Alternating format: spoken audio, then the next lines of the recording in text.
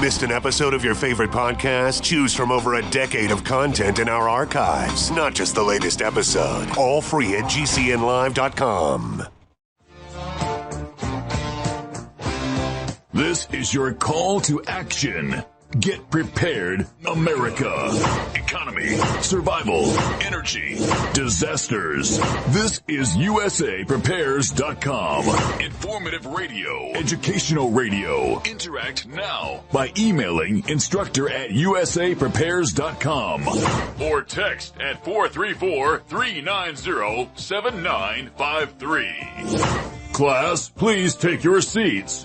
Now, your instructor, Vincent Finelli. Everyone all set, cocked, locked? You dial set correctly to USA Prepares. Thank you for being in class with us today. Jason's engineering the broadcast in Minnesota. I'm Vincent Finelli.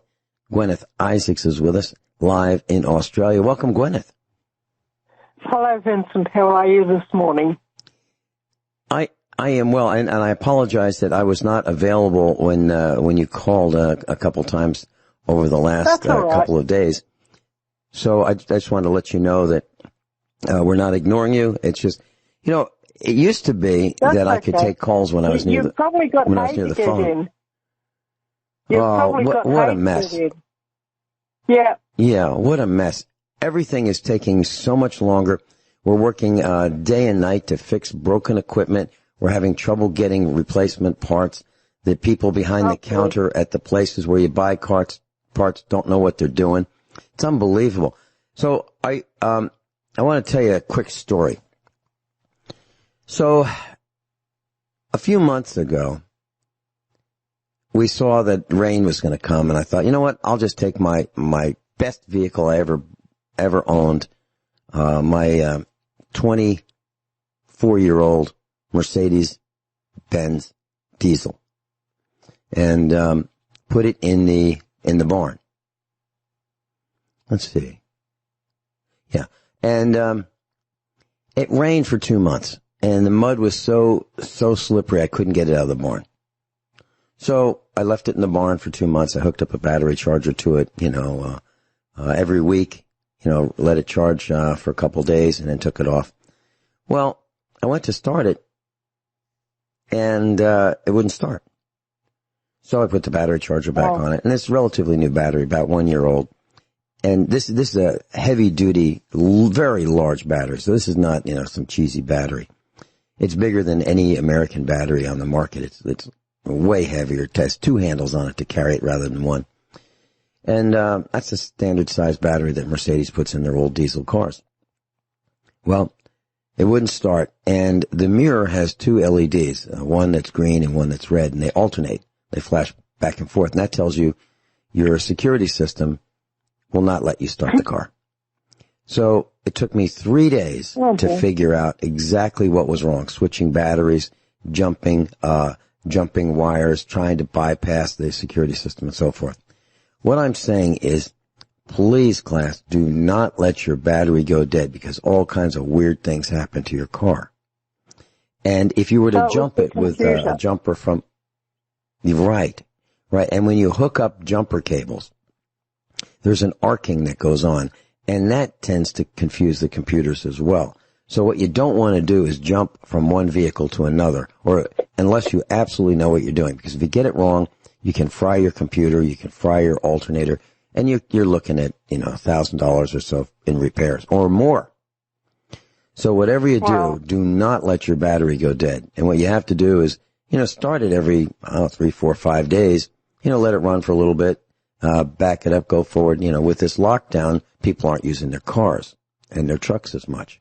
So that's what happened to us. And I was reined in. Now, I know how to charge the battery, and I've got battery chargers all over the barn, hooked up on 50-foot cords with the battery cable clamps on 50-foot cords. The chargers are mounted to the wall.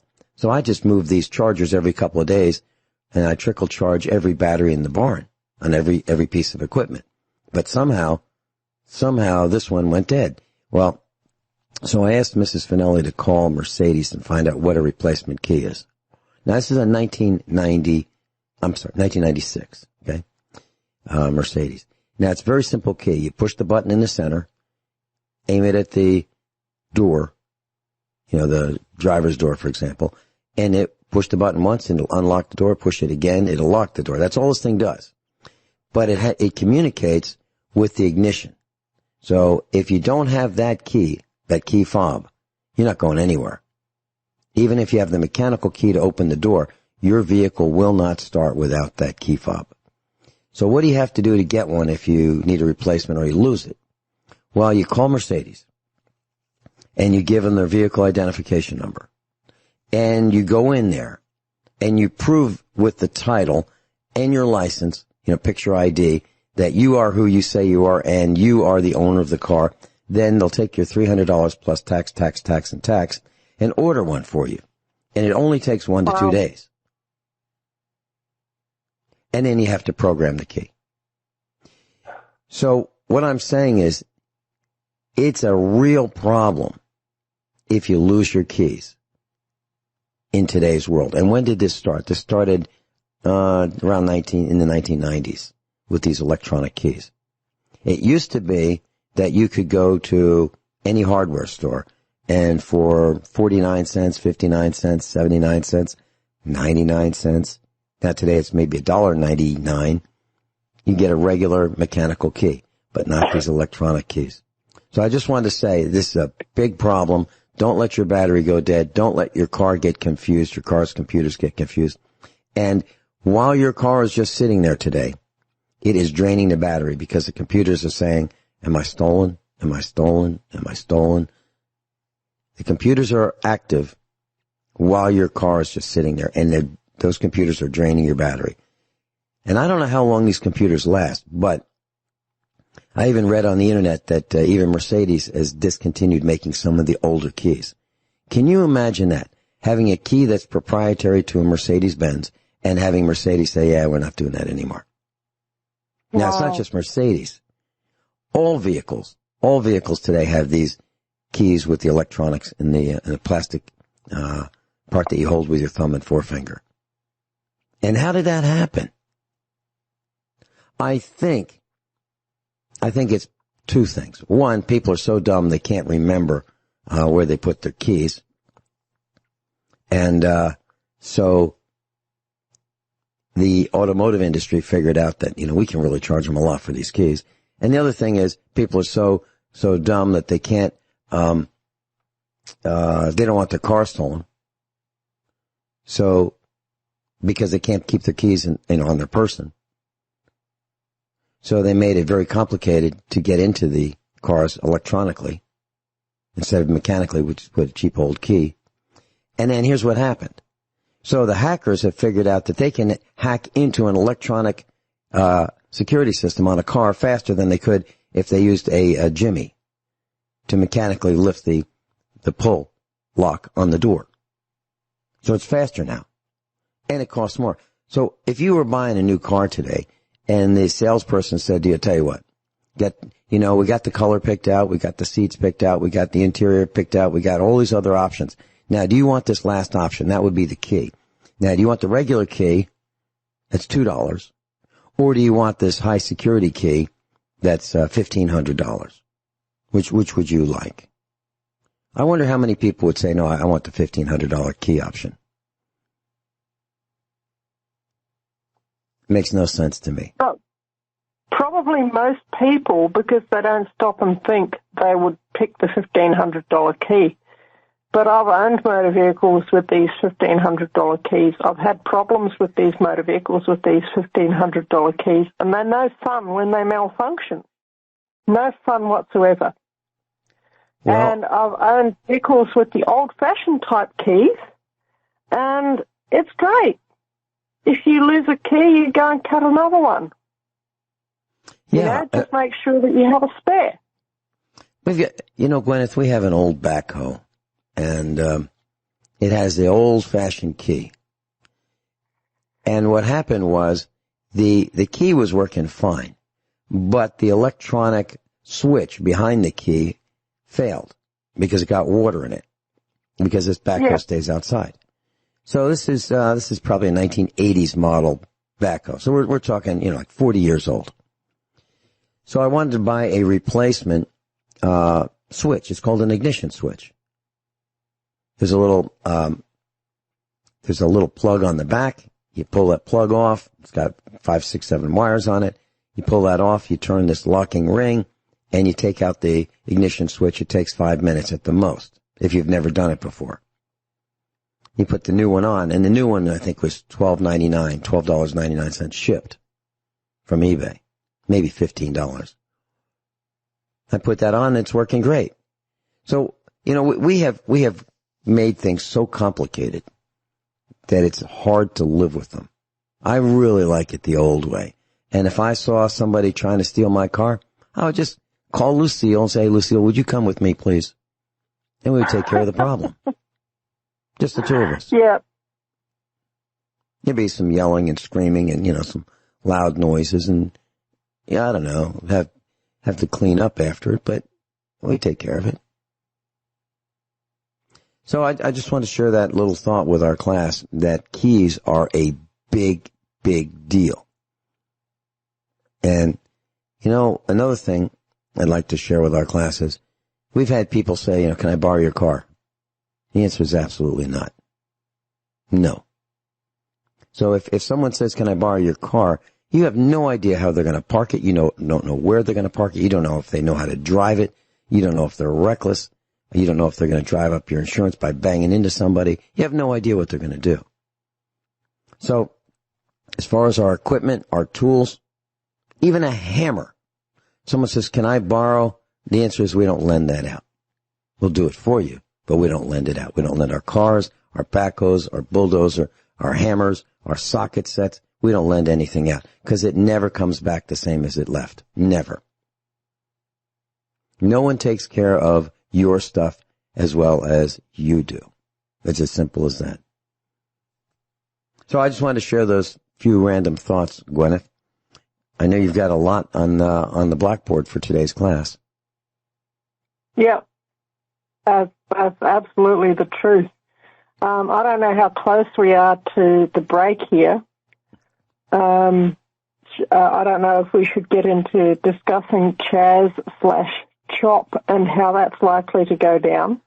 But I wrote something to you earlier, a little bit of a speech. I don't have it in front of me because my computer's flat and the internet's off. But if you could read that out when we get back from the break, that would be great. Would that be okay, Vincent? Sure. Yeah. It's several paragraphs. Yep. Or as Amos and Andy would say, do you remember Amos and Andy?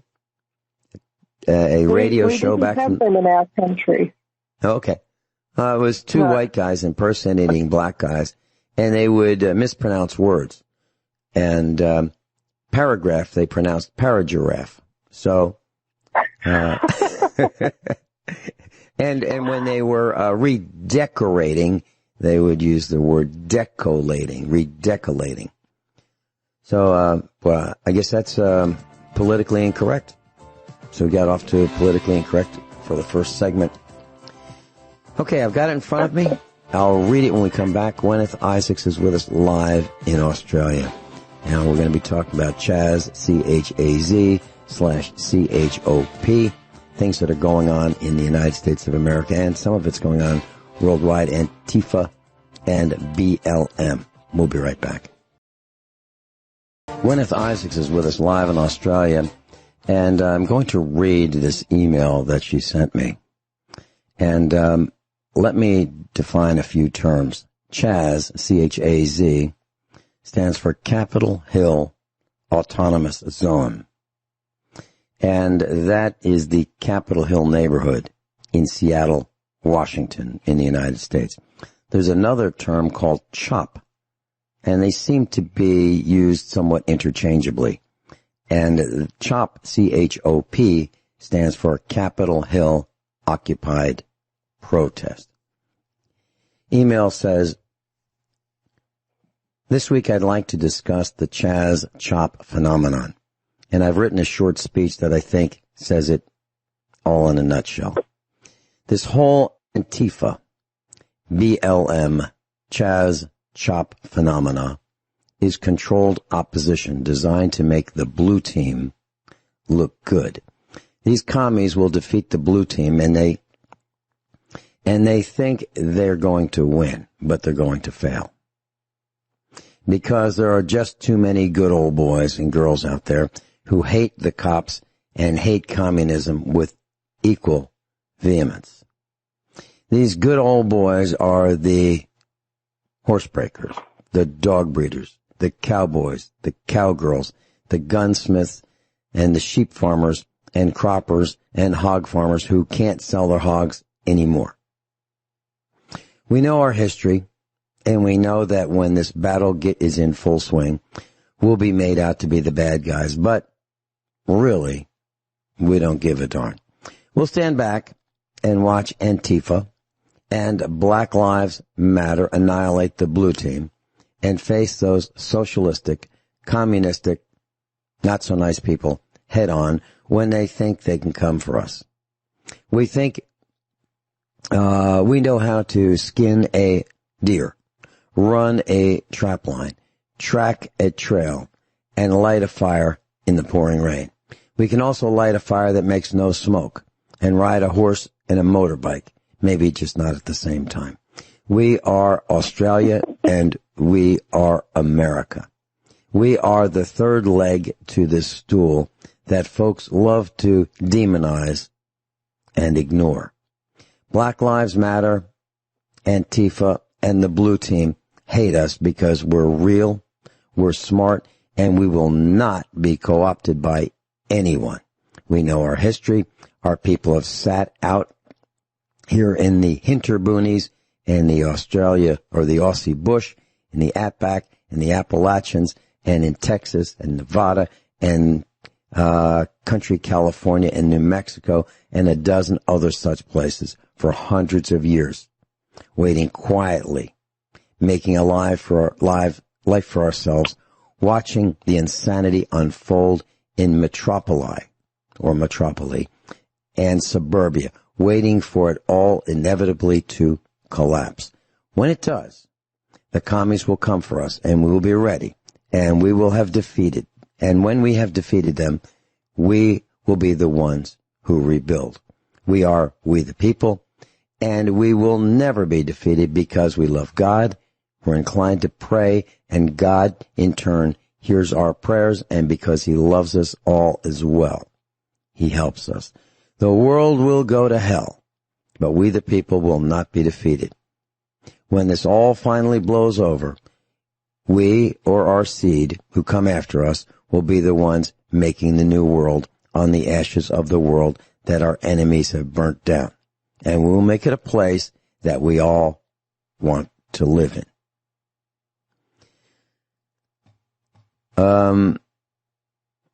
I appreciate it if you could read this little speech out on the air. I won't have any internet, so I won't be able to, but I'll be happy to claim every word. Guineith Isaacs. Yep.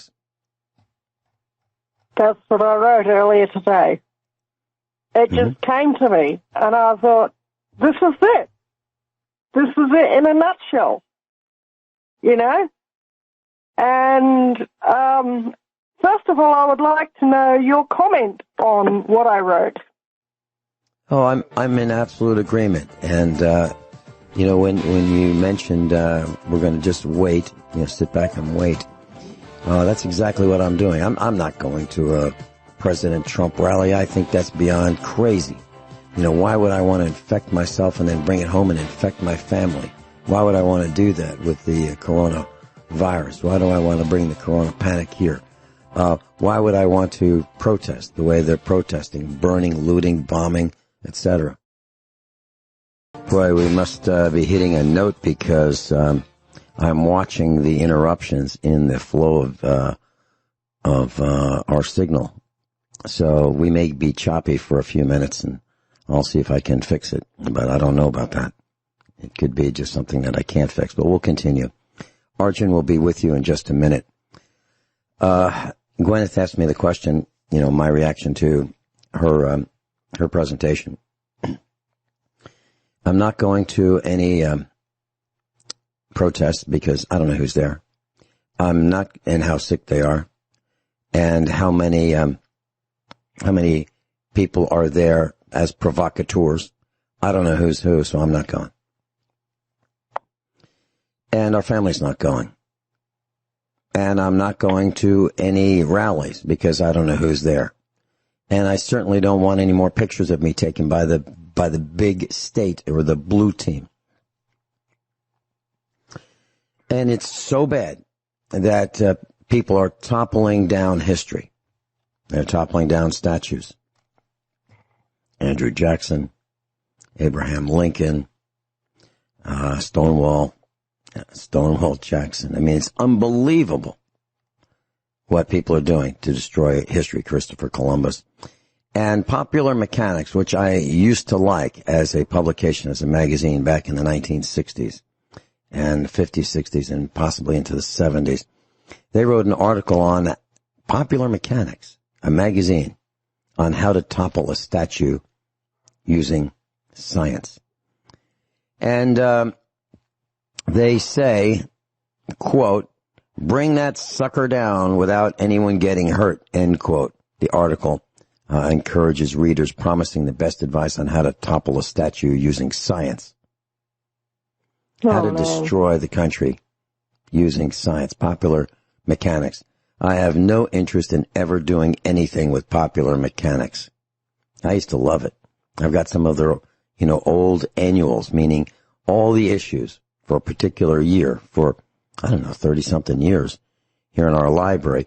And I would not buy a new Popular Mechanics anything because they're talking about how to destroy the country.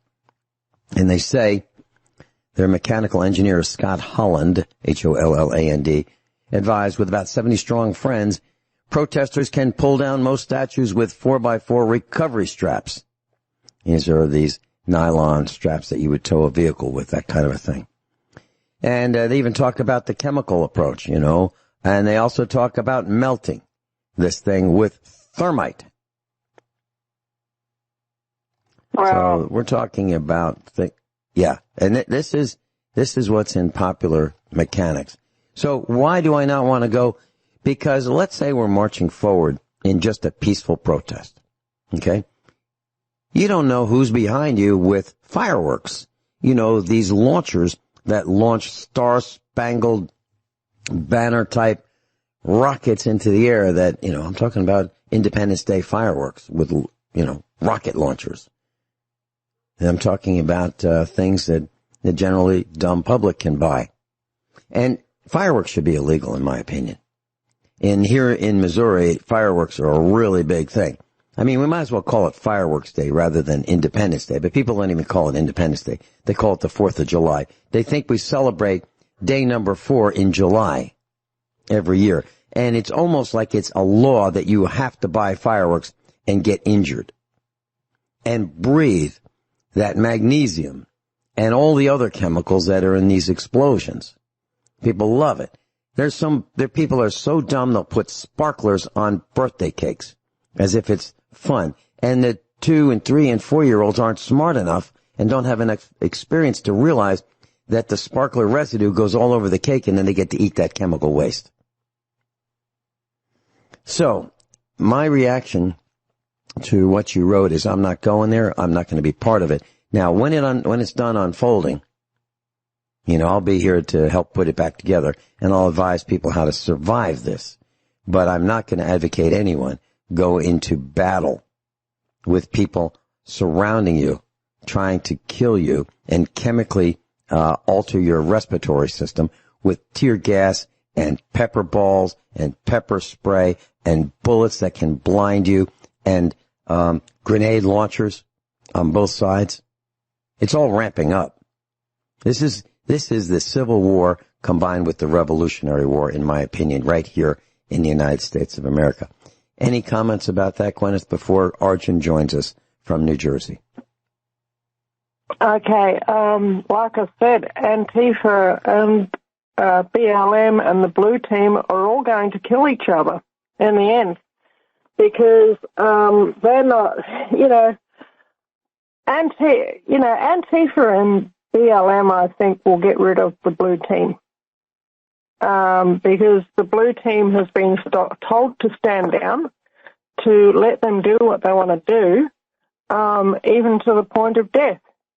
And Antifa and BLM are running all over the blue team, and they're just not standing up for themselves. When, you know, if that was us, which it's not, and it's not going to be, but they would bring out their MRAPs and their rocket launchers that they've got, and they would start firing them at us. You know, I'm sure of that. Here at the farm, here at the farm, they're going to get disturbed. Here at our farm, we're very peaceful. We don't want to cause problems, and we don't. But I got to tell you, if someone wants to damage our property or kill us, the rules of engagement will have changed instantly. Yeah, instantly. We're not going to back down. You know, that's right. And that's right. It may be. Yeah. Oh, Arjun in New Jersey, welcome. Yes. Yeah, Arjun's on. Hello, Vincent. Hello, Vince. Hey. Hey. I wanted to talk about South China Sea today. It is just my perspective, but I think this coronavirus is actually a bioweapon that has been unleashed by China on the world to target two different things. One is US, second one is Europe. And the objective of China was to occupy South China Sea as well as Taiwan. Taiwan actually don't want to be like a one nation, like two nations and one constitution thing. So Chinese have been doing this thing for different countries. They did with Tibet. They actually, they ate up Tibet. Tibet is now part of China now. They did same thing with Hong Kong right now. So they moved their constitution. Hong Kong is gone to China now. They don't want to wait till 2047. So the thing is that, like in Taiwan, what happened? The elections happened, and the president that came there, she said that like we will abolish the system. We want to be an independent country. So that's why the actual objective. So Taiwan is one objective. Then in South China Sea, like around your borders, you get in the sea, you are allowed to have like 200 miles radius of border, like from your land in the sea. So which is only 1/10 of South China Sea, and it is only called South China Sea because like Europe used to trade in China for silk, and they used to come through this road, so that's why they used to call South China Sea. It has nothing to do with like it is owned by China.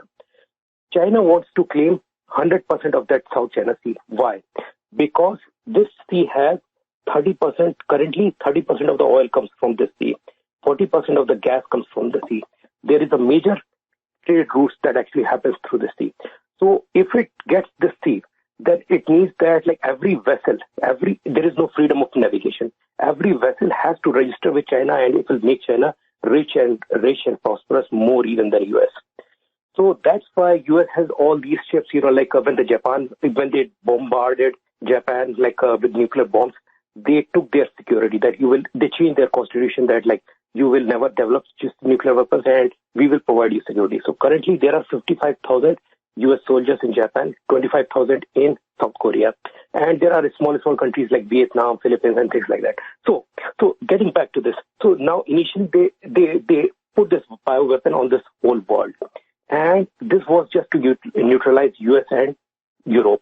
So through NATO treaties, Europe cannot come for help. Now, the countries that are there are very small. They don't have any nuclear weapons, like Philippines, Vietnam, Malaysia, and things like that, Thailand, and things like that. So the things are like when if you remember, there were like two ships that were sailing there.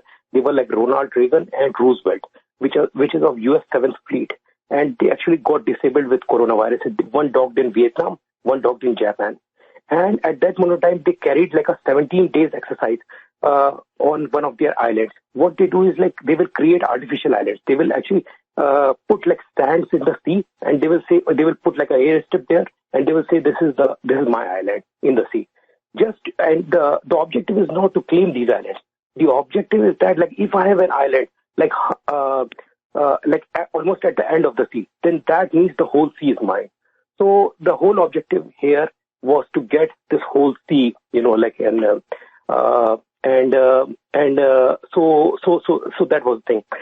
So even this coronavirus, this remdesivir, which Trump was celebrating like few days back that it can cure everything. This was actually patented by a Chinese scientist which was working on this coronavirus on 21st of January. So if you have not already, they have done clinical trials and they patented that. So it all seems to me like this is actually a bioweapon that is unleashed by China. And right now, everybody is suffering. The whole world is suffering. But you see, they have, at the same time, they have occupied Hong Kong. Currently, they have got Hong Kong. And they are moving towards Taiwan. Right now, Australia wants this investigation. They are opposing Australia. And Japan, they have some Senkaku Islands. They are saying that these islands are mine. So they are actually fighting with these Japanese also. In India also, they are clashing with the Indians on Indian borders also. So that's what I think that has actually happened here. It's just my perspective. I just wanted to share this with you guys. I think your perspective is exactly in concert with ours here at USA Prepares, Arjun. I said very, very early in the days that the coronavirus was being announced that this was probably a bioweapon. I said that very, very early, that the United States and China might have been in competition. Canada might have been involved, but it was either released accidentally or on purpose. That was very, very early in the discussion and the news releases of the coronavirus. And we are absolutely in agreement. And the Chinese have been doing some really interesting things. And there's a law in economics called Gresham's Law. And Gresham's Law says that bad money will chase out good money. And there's a reason why I'm mentioning this. Bad money will chase out good money. So Federal Reserve notes, pieces of paper with dead presidents on them with numbers like 1, 5, 10, 20, those kinds of pieces of paper that people believe are money, that's chased out gold and silver, which is good money. And I'll tell you how that relates to China when we come back. Guineith Isaacs is with us live in Australia. Arjun called in from New Jersey, and I was describing how Gresham's Law relates to China. So Gresham's Law is simply bad money chases out good money. By extension, bad products chase out good products. Bad refrigerators, freezers, dishwashers, clothes washers, clothes dryers from China look stylish, but are substandard in many, many respects. They are thin, they're cheesy, they're cheap, they're lightweight, and they break very quickly. They have chased out good products like Whirlpool. Products don't look as stylish generally as these new cheap Chinese imports. Bad automotive replacement parts chased out good quality parts. And we are so stupid that we have abandoned repairing appliances, large and small, with discarding the soon broken appliances in favor of buying new and even more substandard appliances, meaning Chinese junk. So we are accustomed to, it's only, we've had it 5 years. I guess, that's how long they last. Let's get a new garbage disposal, a new dishwasher, a new dehumidifier. Let's get a new one, a new window air conditioner, a new washer, freezer, dryer. Let's get a new one because, they look great. So let's get a new one, and we're not going to repair that one. So all the cities throughout the United States have their own Mount China. These mountains of Chinese junk that they just bury and cover up, and because we don't have to think about it because we buried it in Mount China. There's Mount Chinas around every city. It's where all this Chinese garbage goes. They get our money. We get their substandard products. They go into our landfill. They pollute our ground. And we think that, hey, we don't have to make this stuff. The Chinese will make it for us. I'm livid. Arjun, you hit one of my hot buttons, maybe accidentally, but I'm looking at the Chinese. They have unleashed, in my opinion, the takedown of the United States of America, and as you said, worldwide, especially Europe and the United States and Australia, and people have had it, and our governments, respective governments, are trying to tell us knock it off, and we're saying we've had it. And we're saying we've had it, and it's not just Black Lives Matter. They do. All life matters, including insects. And I'm not comparing blacks to insects. And I'm not comparing whites to blacks. I'm talking about all life matters, including the turtles that cross the road. We don't need to hit them. We really don't need to do that. We need to protect life. All life is valuable. So, in that regard, people have had it. Our governments have allowed this Chinese junk to infiltrate and pollute our country because of the greed of these alleged representatives. They're worthless. We don't need 95% of them. As a matter of fact, I'm okay with cleaning the slate and starting over. I'm actually almost okay with a lottery for president. Everybody's name goes into a hat, and honestly and fairly, we pick anybody.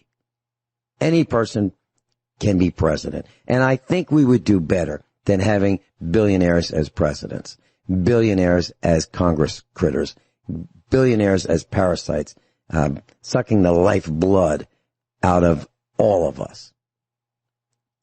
It's unacceptable. And there should be, how do you say, well, you can't make that much money? That's a sin to make that much money. Jeff Bezos? And why is it? Why is it that almost all of these people who are so wealthy go to the same synagogue? Why is that? Why is that? I think George Carlin said it. It's all a big club and you ain't in it. Right. We're not in it. And my first girlfriend's mother called my mother and said, look, this isn't going to work out. She picked me, by the way. I didn't pick her. She picked me to be her boyfriend. And this was when I was a teenager. And her mother called my mother and said, look, this isn't going to work out. You don't understand. You are not Jewish. So this isn't going to work out. Anyway. What? I think she was probably right. Well, I'm so glad she could. It broke my heart initially. Yeah. It broke my heart. And I am so thankful for that phone call because I married Mrs. Finelli. And I've been invited to my 50th high school reunion.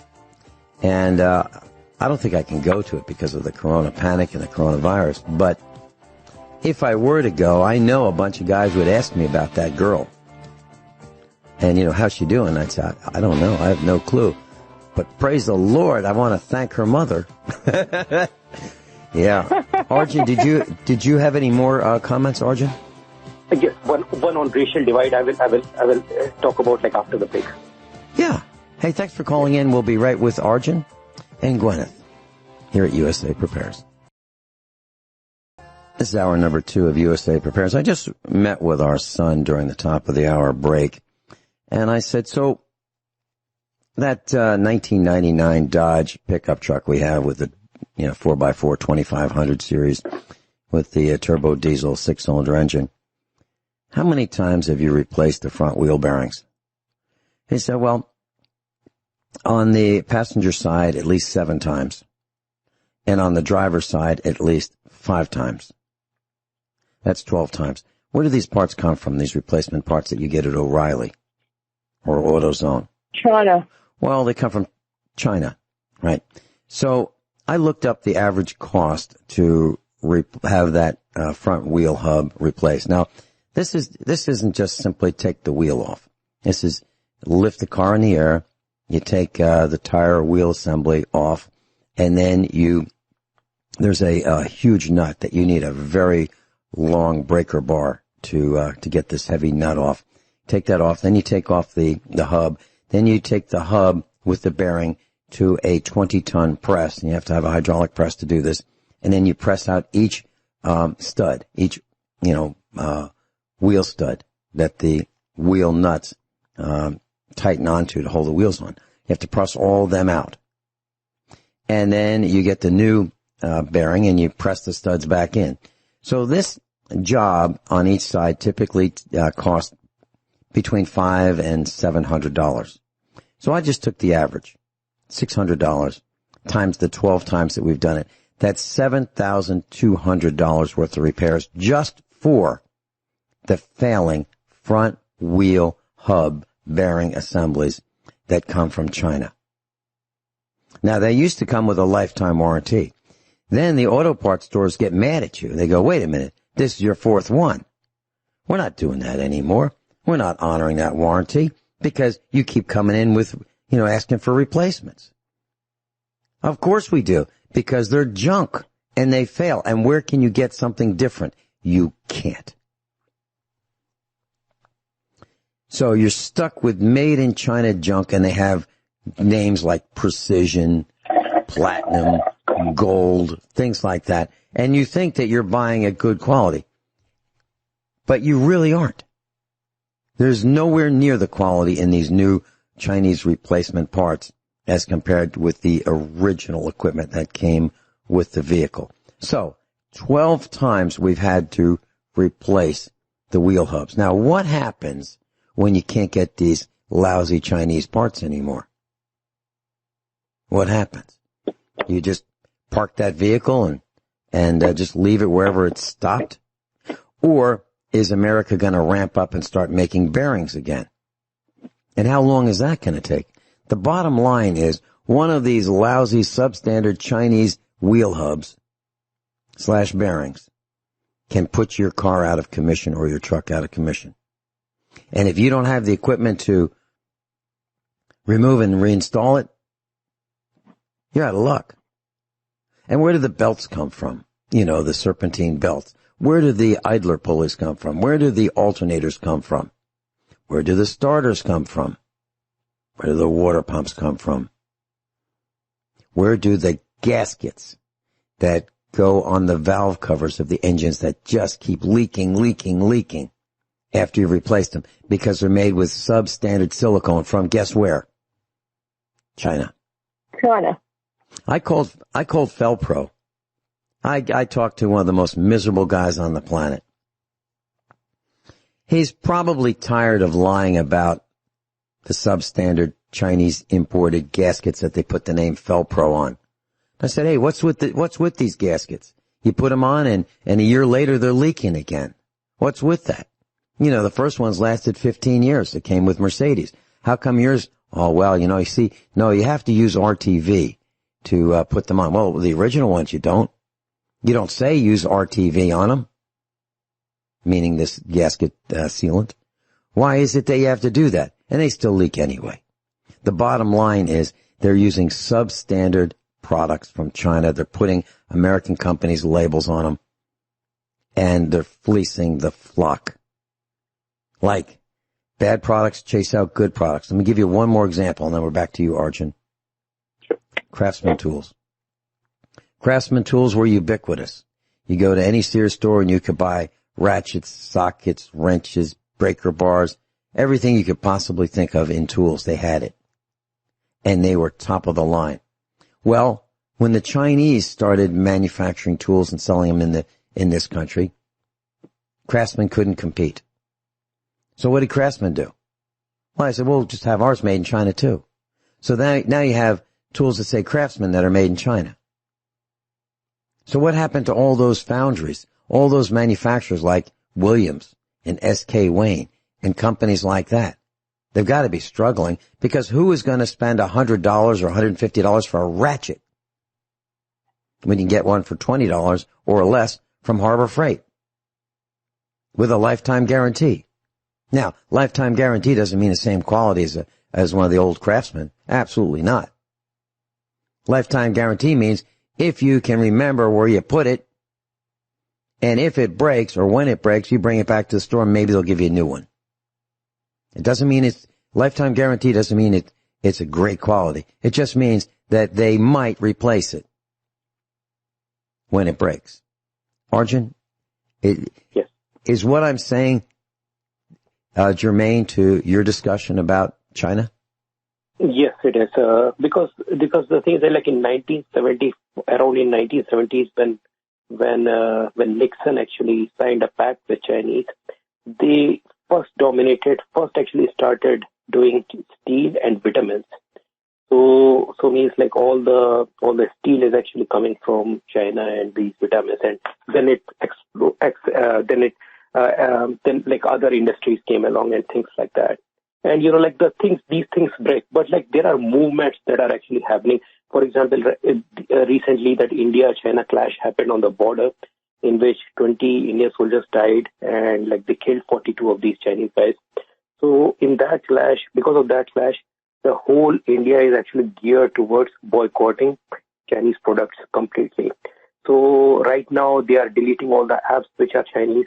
The companies in which like have Chinese investments, so they are actually deleting those apps. They are not using those apps, and like there are few more phases. Like they are going to put like more restrictions. You are part of like WTO, so you cannot government actually cannot do much here. But local government has issued a list that like all the employees within their family, they will actually remove these Chinese apps from their phones, at least to start up. And like right now, government is taking initiative to find all the Chinese products that are actually coming in the country. They are listing them, and the ones that are non-essential, they will actually remove those completely. So I mean like so the thing is that like so I mean like even like it's our responsibility also. If we stop paying them, then then their power is gone. After this, after the world is going to change. This coronavirus, after this world is going to change. It's just that whether China will win here or whether China will lose here. If China loses South China Sea, it's Belt Initiative that it has, in which like what it does is it goes to like different countries. So for example, you are a poor country. I will go to for example, I will give you an example of Pakistan. So Pakistan was funded by US initially because they didn't want it. They draw a line that they don't want communism to go beyond this line. So initially Pakistan was actually US's friend. So the thing is that but then after that they didn't need them, so they cut them off. So with their funding, and Pakistan is just like they are just terrorist states. It's a temporary construct, and anybody can buy them. So what happened? Like these Chinese guys went there. They are building like a road there, and what they do is like they will give you that much of money. So they do like a lot of research. They will give you money. They will put you in debt, and then you owe them, and then you have to bark. You are their dog. So when they tell you to bark, you will bark. So currently, for example, there is a country called Nepal there in that region. Nepal is the only country in the world that has never been conquered. So I mean so not even Britishers could conquer that land. So right now there is a prime minister that they have. His name is Oli. So Chinese give him like close to $70,000 per day. That much money. And right now, and then he started producing problems with India. India and Nepal has like legal trade, so people can go in, come out without the passports. Now he's saying that like our borders, this is our part, and things like that. So actually, the initiative of China is to actually, put you in debt and then use you. And this is what they are doing with like different countries, like in Africa also. Zambia is one country, and there is one more, Kenya, I think. So many other countries like that. So the way they dominate your market is like they will actually put products in the market, and they will do the research, and government will actually back them. The Chinese government is going to back them. They will put the products, and they will lower their price. Once their competitors are gone, then they will increase their prices. That's the old, Arjun, yes. That is an old model. Yes. That's what companies do. That's what Walmart has done since the very beginning. They would lower the price, actually sell at cost or even below cost, in my opinion, and they would dominate. They would destroy their competition. The companies that were there first will go out of business, and then slowly Walmart would raise its prices. That's something that's happened as long as Walmart's been around. And they could do that because they would be selling Chinese products, where other companies back in the days that Walmart was getting a foothold were selling American-made products. Gwyneth, your comments, please. Okay, that strategy that Arjun was talking about is called the Belt and Road strategy, and that is exactly what the Chinese are doing here in the state of Victoria in Australia at the moment, and it's complete treason. And our Prime Minister, who likes to call himself ScoMo, Scott Morrison, but we've got a nickname for him, Scummo, because that's about the level that his brain seems to operate at. Scum of the earth. That's what he is. He's not intervening. He's allowing our Victorian Premier to get massive loans from China to build roads and bridges here in Victoria. We don't want the roads and we don't want the bridges. We can see, we the people, the regular Victorians, can see this treason for what it is. And any time that a YouTube video is made about this topic, and any time that the comment section is left open, the response from the general public is overwhelmingly negative to the idea of the Victorian government borrowing money from the Chinese and getting into debt to the Chinese to build a whole lot of roads and bridges that we don't need. All right, we'll be right back. Guineith Isaacs is with us, and Arjun, I just want to say thank you for calling in. Sure. Thanks. Okay. Please call in again. Thank you so much. Yep, thanks. Okay, Guineith, what's next? What a mess, right? Okay. Just going on what Arjun was saying, and just sort of tying this back into the original theme of the broadcast, which was what we the people are going to do after the, Antifa and the BLM, who are backed by the Chinese, interestingly enough, if you dig deeply enough, what we are going to do after they, after they get rid of the blue team and think that they're going to come in and take us over. I don't think that's going to work so well for them. I'm not talking about me individually. I'm talking about Australians and Americans as a culture, okay? Because we are, the Chinese people are used to dealing with Chinese people who, for thousands of years, have had no concept of liberty, of freedom, individual freedom, because they went basically from a feudal society with emperors and overlords to a few years of, British-inspired common law under Chiang Kai-shek to communism. So all that they had was about 5 or 10 years of British common law type government with a republic, and then they went straight into communism. So they have had almost no experience long-term of real freedom and liberty for the people, okay? As a result, the Chinese people are epigenetically tuned to do what they're told by the government. And that is especially for urban-type Chinese people, okay? And the rural Chinese people, more or less, have always run their own lives. They're like rural people anywhere that, the government officials come in and they throw their weight around and then they go away, and then the locals keep on doing what they've always been doing anyway. that's how country people are all around the world. But you know what? In America and in Australia, we've actually had a really a long history of common law government.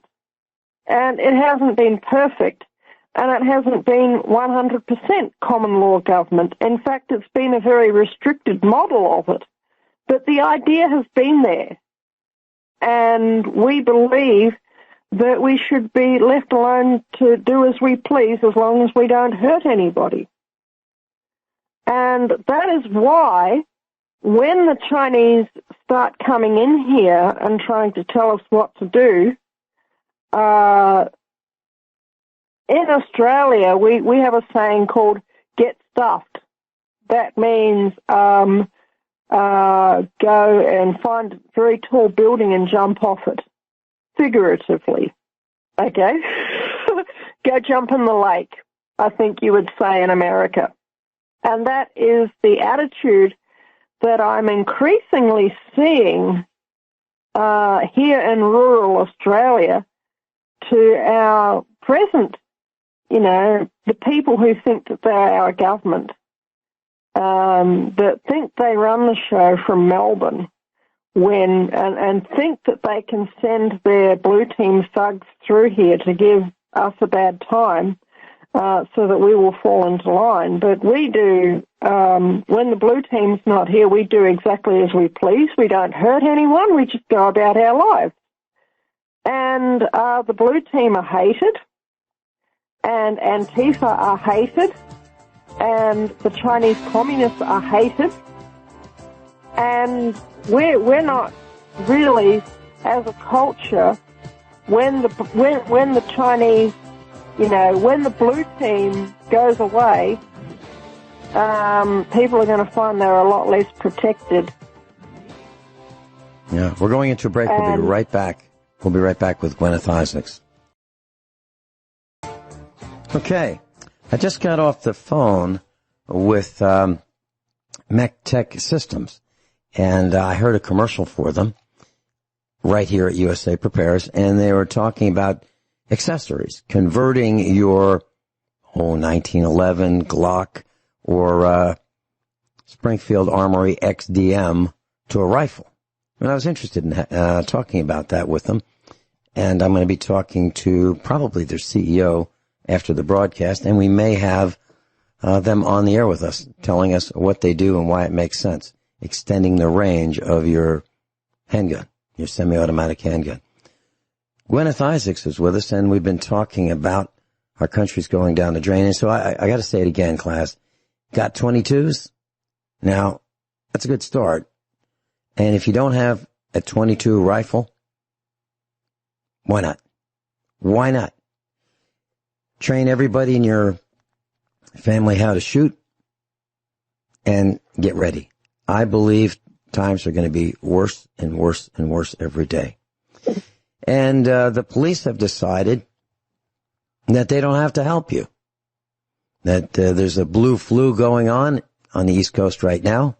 The Police Benevolent Association, isn't that interesting? The PBA, they're advocating do the minimum. Do the minimum. So you've been thinking, and you've been conned all these years into thinking that these guys in blue costumes are going to help save your life. And they've been told to do the minimum now. Who thinks this stuff up? So who's in charge of your safety and security and survival? That would be you. I hate to say it that way, but that's the way it is. I'm not expecting guys with guns and costumes to come here because I need help. I don't expect them to come at all. I expect that we are going to take care of us. And I suggest that you consider taking care of you. And if you don't have a 22 rifle like a Ruger 1022, and you feel it's your right to have one, why don't you get one? So for $200 or so, you can buy one used at a gun show. It holds 10 rounds. They don't jam very often. They shoot almost any 22. They're not too particular in what they eat. They work pretty well. They're reliable, they're lightweight, and they work and work and work. And if you don't have one, why not? A Ruger 10-10/22. Like 10-shot 22. That's what it means. And I like them with the wooden stocks. I don't like the plastic stocks. It doesn't have to be high tech. It can be just a standard carbine, nothing special. I think you should have one. And I think you and every member of your family needs to know how to shoot and is ready if you decide that you're going to protect and defend yourself. If your life is threatened, are you going to do what's necessary to save your life? Are you going to do that? If the answer is yes, you should have the tools to make that happen. Any comments, Guineith, about that? Yeah, I absolutely agree. We have other projectile firing devices around here. But I don't, when the cops show up at the gate, it doesn't go well here. They're not my friends, and they're not going to help me. They hate me because I exposed the sex racketeering scam that they were running on YouTube, and it was true. And so, that video's, the last time I checked, it was still there. And so they're not going to help me. So I look after myself, and the most important thing, okay, more important even than having firearms, is the mental attitude that you have, okay? If you have the mental attitude that if somebody tries to destroy you and take what you have, okay, if somebody comes along and wants to kill you and take what you have to have the mental attitude that it's going to be them and not you. Okay, and, under such a circumstance, you can learn, even if, as is the case where I am, I don't have access to firearms, but I have access to other projectile firing devices, and I know how to use them accurately, and I have the best projectiles that I can possibly get. And I have a good supply of them, and I try and maintain a good supply of them. But even if it came to where they got a bit closer, where the projectile firing device might not be a lot of good, I would be able to take them down, because I am a person who, in my hands, practically anything could be a deadly weapon. And that's just how it is. Including a number 2 pencil that's sharpened. Yes. Uh-huh. Including a number 2 pencil, including a plastic bag, a piece of string, or even my bare hands. And I have never killed anyone, but I have mentally prepared myself to, if and when that day comes, and I think it probably will come, that I'm not going to be playing games when it comes to the defense of myself, my life, and my property, and my children's lives, my food supply, my water supply, and so on, and my household. Just whatever pertains to me.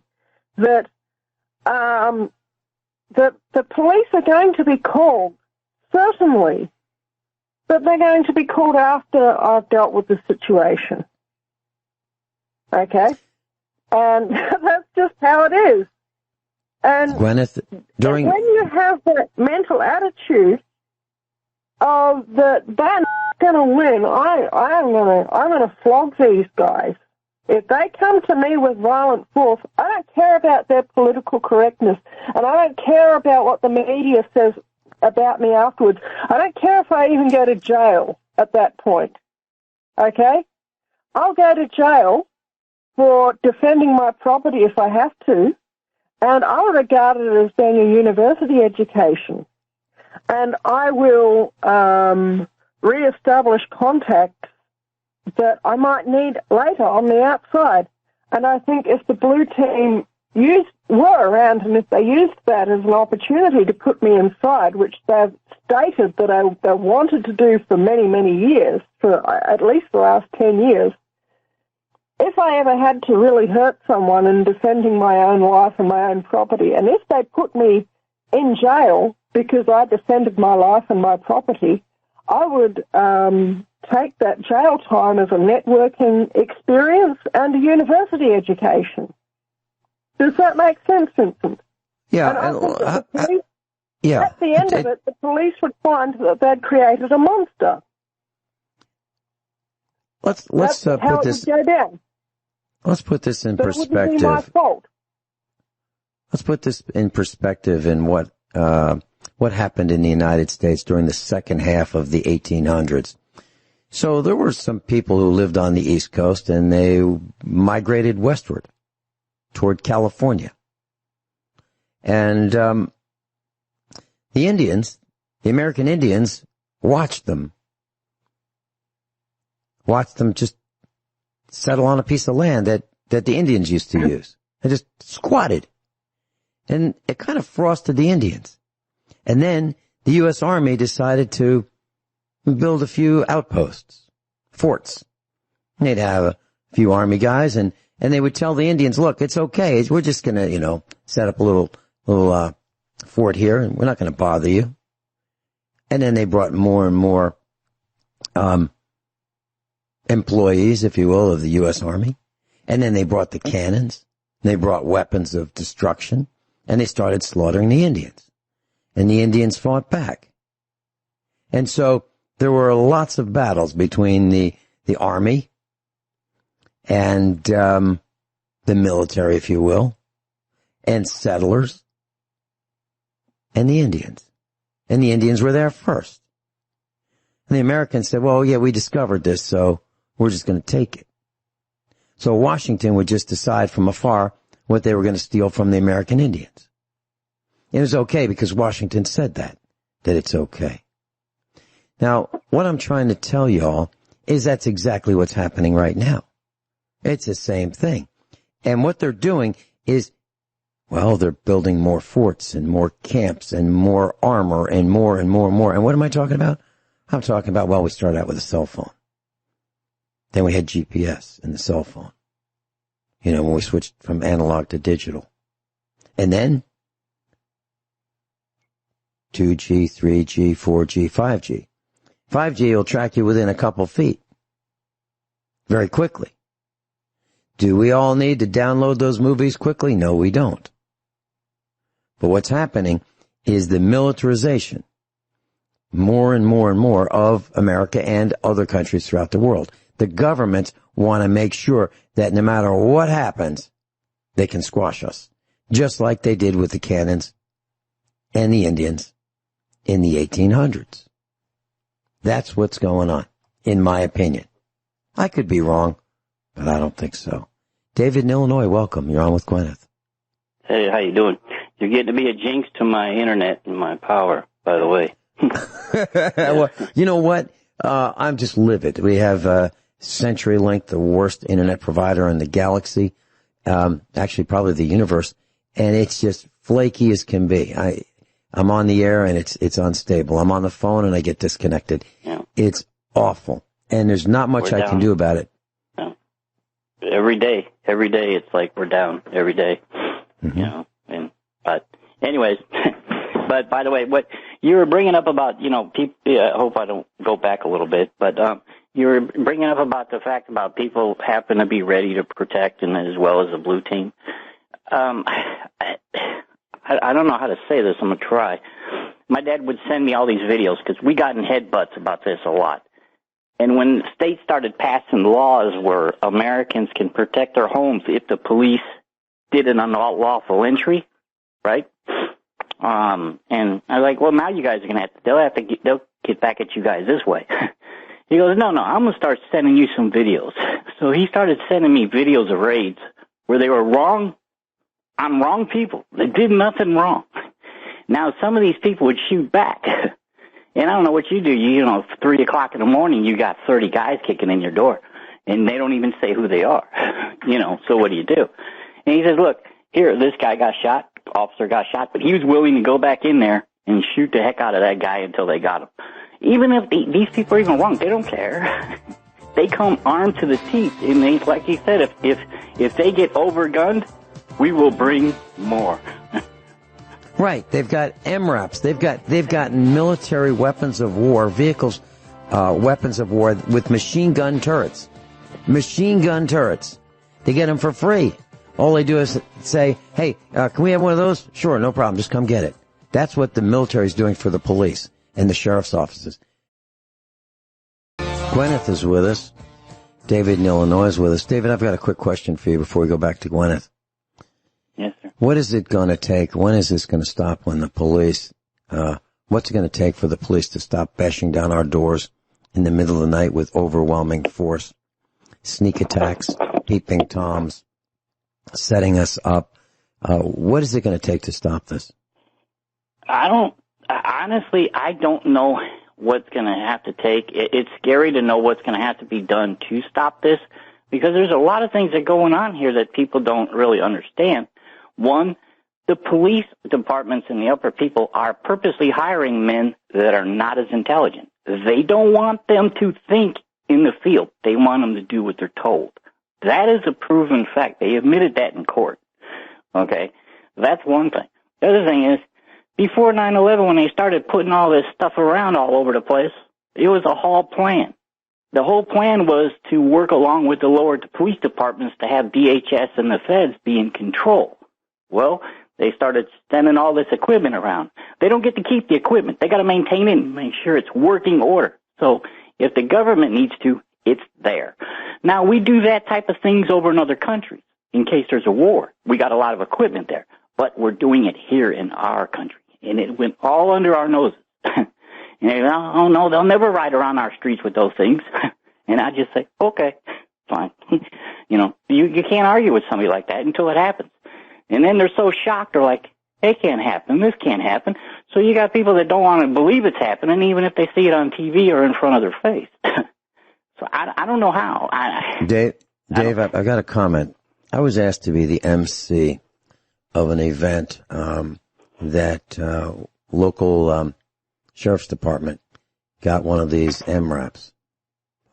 And the people were outraged. I mean, they were furious. And so the sheriff was on stage talking about, how great this device was and how it was free and all that. And all they do is pick it up, put fuel in it, and bring it back to the county. And the people were outraged. And then this one woman got up. She was asking a question. She said, and I'm paraphrasing, Sheriff, are you saying that with this piece of equipment that you're going to keep us safe? And the response was, yeah, that's what we're doing. We're going to keep you all safe, and that's why we got this thing, this weapon of war. And that one woman, I don't know if she was a shill. I don't know if she was paid by the sheriff's department. I don't know if she was just plain stupid. But she turned everybody around into, this is a good thing. He's going to keep us safe. I couldn't believe it. The amount of upkeep cost on that equipment is very expensive. So you think the federal government wants to have that stuff sitting around? Or are they going to make us pay for it? They have a 6.5 or 6.2 liter General Motors V8 engine. It's a flaky darn thing with a Stanadyne electronic fuel injection system. I know, I've worked on them, at least on the engine. Guineith, your comments? Okay, how long are these big machines going to keep running if they can't get the Chinese parts for them? Well, that's an interesting thing. I'm not so sure that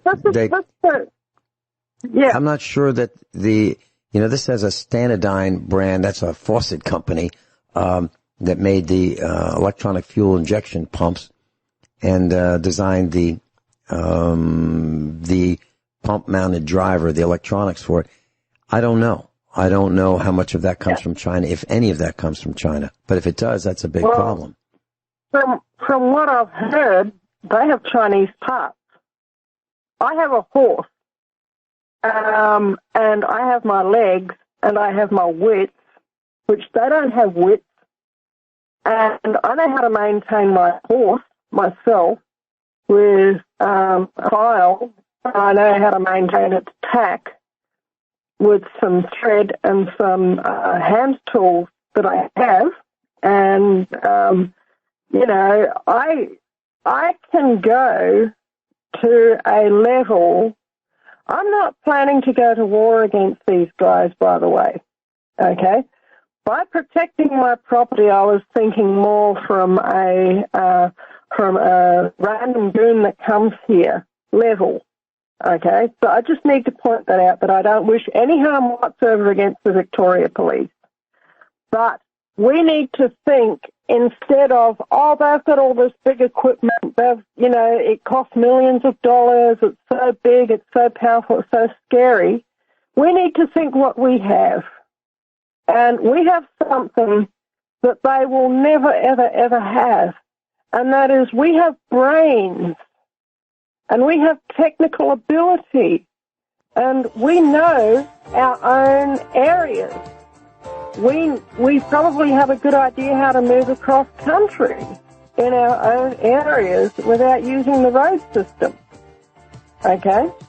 And they will never, ever have that. And that will give us, I believe, in a collapse scenario, no matter what the enemy, that will give us the advantage that will enable us to win. Does that make sense, Vincent? Yeah, we're out of time, Guineith, but, you know, if you think back to the American Indians versus the U.S. Army, the Army had cannons and Gatling guns and sharp-shooting rifles. The Indians had bows and arrows and horses. Thanks for being with us, Guineith. Thank you, David. Class above all, honesty and integrity. What happens next is up to you.